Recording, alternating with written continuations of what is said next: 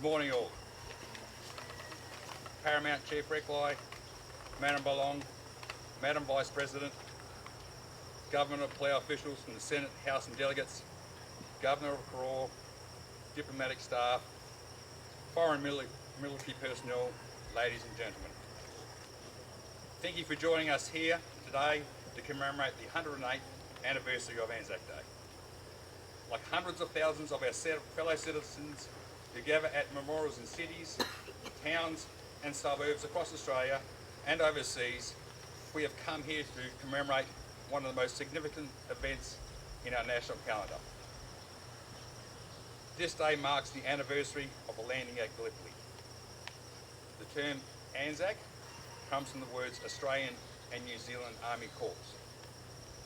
The term Anzac has transcended the physical meaning to become a spirit, an inspiration that embodies the qualities of courage, discipline, sacrifice, self-reliance, and in Australian terms, that of mateship and a fair go. We gather here to honour the memory of those gallant men and women who sacrificed their lives in service to their country in cities and towns throughout Australia and overseas. Ceremonies like this are a permanent reminder that our Anzacs believed this wonderful country of ours was worth fighting and dying for.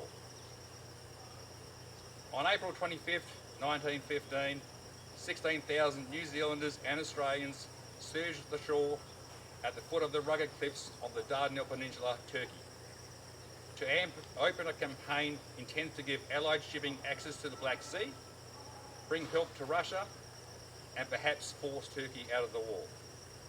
It was, historians say, an ill-conceived campaign in pursuit of a vague objective, premised on an underestimation of military prowess and the character of Turkish soldiers, and the tactical advantages they held.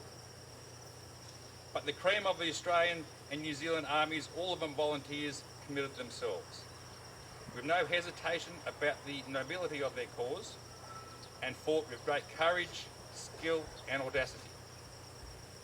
In the 8 months that followed the first landing, some 50,000 Anzacs were committed to the battlefront. When the last of them was withdrawn, around 11,000 New Zealanders and Australians lay dead, and with them many more Allied and Turkish soldiers. Whilst the Anzac withdrawal from Gallipoli was brilliantly planned and executed, the campaign cannot be described as anything but a defeat. However, the achievements of the Anzac can be measured in other areas rather than strategy, tactics and battle. Their true achievements were in the courage, determination, mateship and sacrifice. These were the achievements that set standards that inspired their countrymen for generations to follow. The legends they established gave fresh voice to feeling needs of national pride in both young and old Australians. And the news of their suffering on reaching the homes of anxiously awaiting families brought people together in ways they had not known before. For New Zealanders and Australians, Anzac is our own day. It is a day that we mark the deeds of men and women who had come to set themselves as Australians and New Zealanders. The names that exist on public memorials in virtually all of our towns and cities are important and regular reminders of the losses our nation felt in those darker days. On every April the 25th, New Zealanders and Australians at home, abroad have gathered to commemorate. Not just for those Anzacs who died on that day, but in all current and former men and women of our Defence Force. We remember on this day those who fell in both world wars, in conflicts in Korea, Malaysia, Borneo, Vietnam and more recently Afghanistan. Duty, patriotism, individual sacrifice and the affirmation of New Zealand's and Australian relationship are the enduring legacies of Gallipoli and all subsequent conflicts involving our two nations. So we stand here today along with thousands of others in Australia and New Zealand and in ceremonies such as this held around the world to gather to honour great men and women. We gather, as we shall always gather, not to glorify war, but to remind ourselves that we value who we are and the freedoms we possess. The simple recognition of the sacrifice, commitment, and unselfish devotion by those men and women who serve so valiantly for their country and what they believe in. And to acknowledge the courage and sacrifice of those who contributed so much in shaping the destiny of our proud nations and those that continue to serve.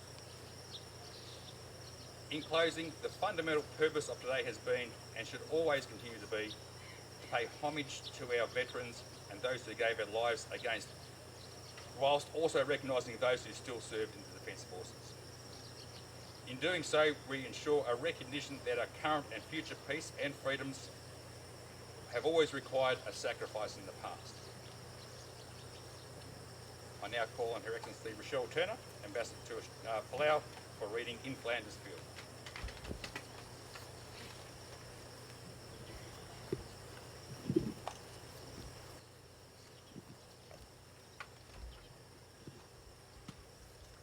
Thank you, Neil.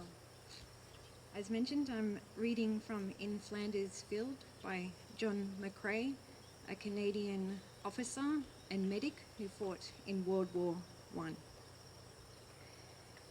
In Flanders Field, the poppies blow between the crosses, row on row, that mark our place. And in the sky, the larks, still bravely singing, fly, scarce heard amid the guns below. We are the dead. Short days ago we lived, felt dawn, saw sunset glow, loved and were loved, and now we lie in Flanders fields. Take up our quarrel with the foe. To you, from failing hands, we throw the torch. Be yours to hold it high. If ye break faith with us who die, we shall not sleep, though poppies grow in Flanders fields. We will remember them.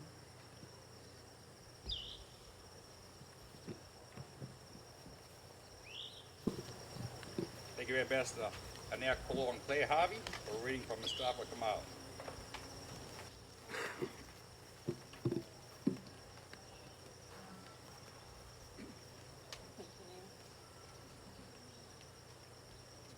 So today I'm reading Mustafa Kemal Ataturk's A Tribute to the Soldiers of Anzac Code. Those heroes that shed their blood and lost their lives, you are now lying in the soil of a friendly country.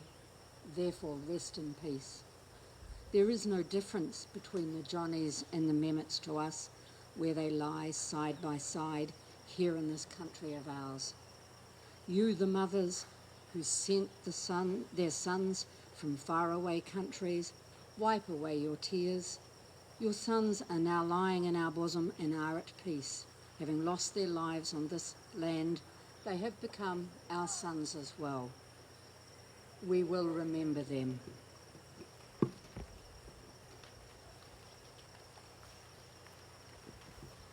Thank you, Claire. Ladies and gentlemen, we will now conduct a laying of the wreaths. Representing Australia, Her Excellency Rochelle Turner.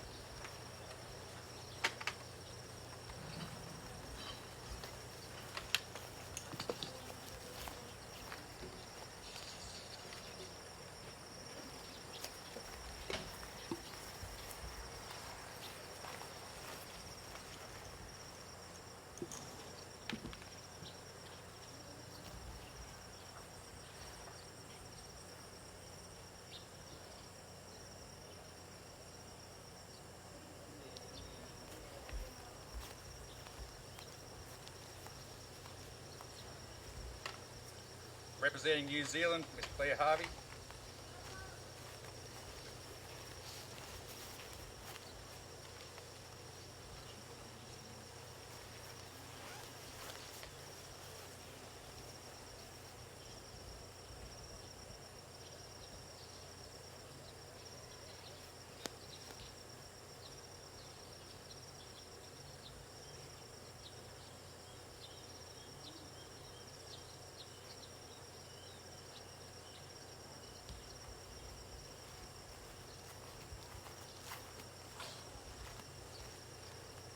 representing Palau Paramount Chief Reclai.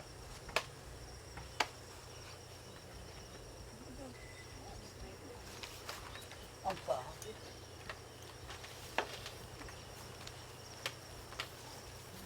Thank you.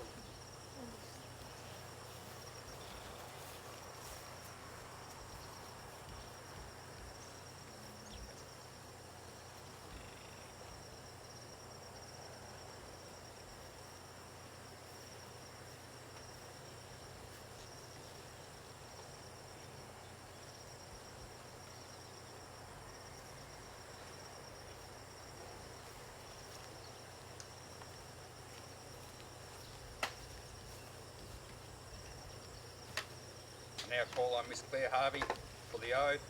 All please stand.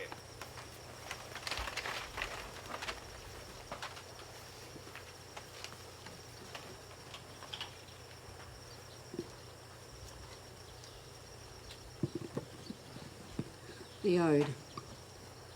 They shall not grow old, as we that are left grow old. Age shall not weary them, nor the years condemn. At the going down of the sun and in the morning, we will remember them. We will remember them. Lest we forget. Forget.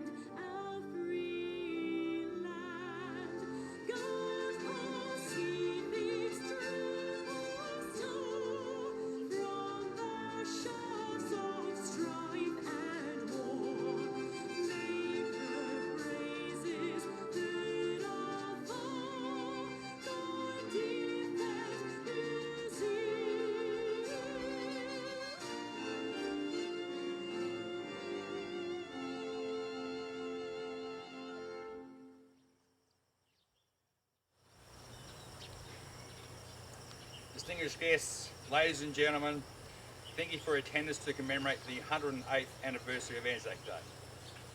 This is the day that Australians and New Zealanders around the globe pause to remember the commitment and sacrifice our Defence Force members have made and continue to make.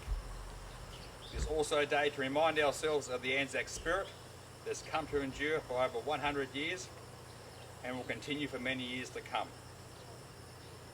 And as we pause to reflect the sacrifice by so many of our brave men and women, it is worthwhile remembering that individuals from all our nations have made the ultimate sacrifice for each of our countries.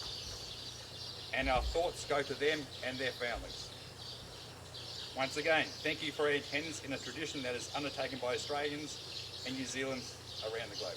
Thank you for your attendance.